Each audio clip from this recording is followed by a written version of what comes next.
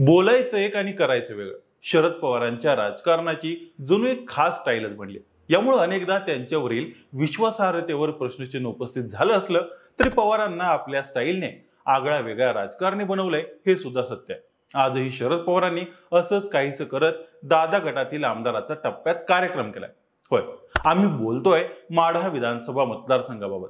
या ठिकाणी साखर सम्राट अभिजित पाटील यांना उमेदवारी जाहीर करत शरद पवारांनी बबनराव शिंदे यांच्या राजकारणाला ब्रेक लावला.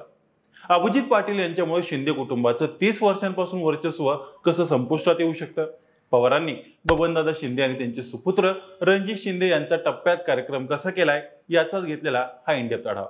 हॅलो, मी शुभम आणि तुम्ही पाहताय हॅलो महाराष्ट्र. सर्वात आधी समजून घेऊयात माढ्याचं राजकारण. मागील 30 वर्षांपासून माढ्याचं राजकारण चालतंय ते म्हणजे फक्त बबनदादा के बबनदादा. बबनदादा शिंदे सलग 6 टर्म माढ्यातून आमदार म्हणून निवडून येत आहेत. साखर कारखाने, बँका, बाजार समित्या, जिल्हा दूध संघ यावर बबनदादा शिंदे यांचं वर्चस्व आहे. तालुक्यात असणाऱ्या तगड्या जनसंपर्काला त्यांनी कधीच नख लागू दिलं नाही.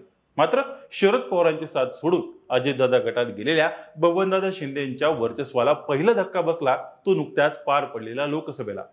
माढा विधानसभा अंतर्गत धैर्यशील मोहिते पाटलांच्या तुतारीला इथून 52,000चं लीड मिळालं. तुतारीचं हे लीड म्हणजे मतदारसंघात अजूनही शरद पवारांचं करिश्मा आहे हे दाखवणार होतं.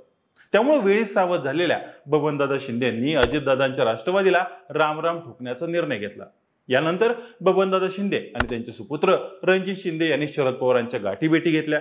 आपण स्वतः यंदाची विधानसभा निवडणूक लढवणार नाही तर मुलगा रणजित हा निवडणूक लढवण्यास इच्छुक आहे. एकतर रणजित अपक्ष लढेल किंवा शरद पवारांनी संधी दिल्यास तुतारीकडून लढेल असं म्हणत आपला आणि महायुतीचा विषय संपलाय असं बबनदादा शिंदेंनी काही दिवसांपूर्वीच जाहीर केलं होतं.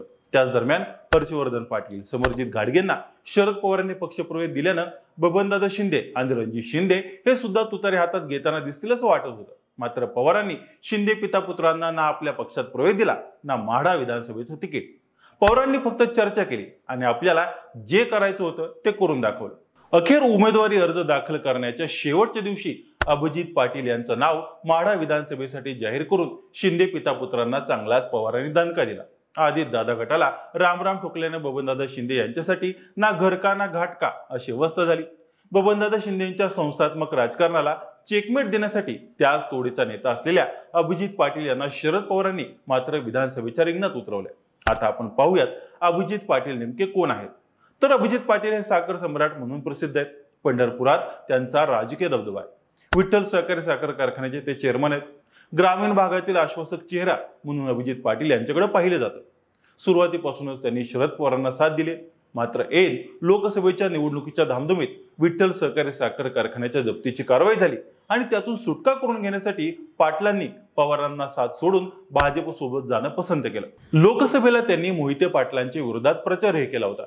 मात्र नंतरच्या काळात विठ्ठल सहकारी साखर कारखान्याला मदत मिळाल्यानंतर विधानसभा निवडणुकीसाठी अभिजित पाटलांनी दंड थोपटत आपल्याला सर्व पर्याय खुले असल्याचं त्यांनी म्हटलंय. माढ्यातून उमेदवारी मिळवण्यासाठी त्यांनी पवारांकडे प्रयत्न सुरू केले होते. अखेर त्यांच्या प्रयत्नाला यश आलं. अभिजित पाटील यांनाच माढ्याचं तिकीट मिळालं. याचं आणखीन एक कारण म्हणजे मोहिते पाटील. माढ्याच्या राजकारणात मोहिते पाटील आणि बबनदादा शिंदे यांच्यात नेहमीच 36चा आकडा राहिला. मोहिते पाटलांच्या राजकारणाला शह देण्याचा बबन शिंदेंचा नेहमीच प्रयत्न. आता त्याचाच वचपा काढायची आयती संधी मोहिते पाटलांसाठी विधानसभेच्या निमित्तानं चालून आली. खरं तर बबन शिंदे यांनी शेवटच्या क्षणापर्यंत शरद पवार गटाची उमेदवारी मिळवण्याचे प्रयत्न केले. पण मोहिते पाटील यांच्या विरोधामुळे आमदार शिंदेंना उमेदवारी मिळाली नसल्याची चर्चा आहे. त्यामुळेच बबनदादा शिंदेंचे सुपुत्र रणजित शिंदे यांनी अपक्ष निवडणूक लढवण्याचा निर्णय घेतलाय.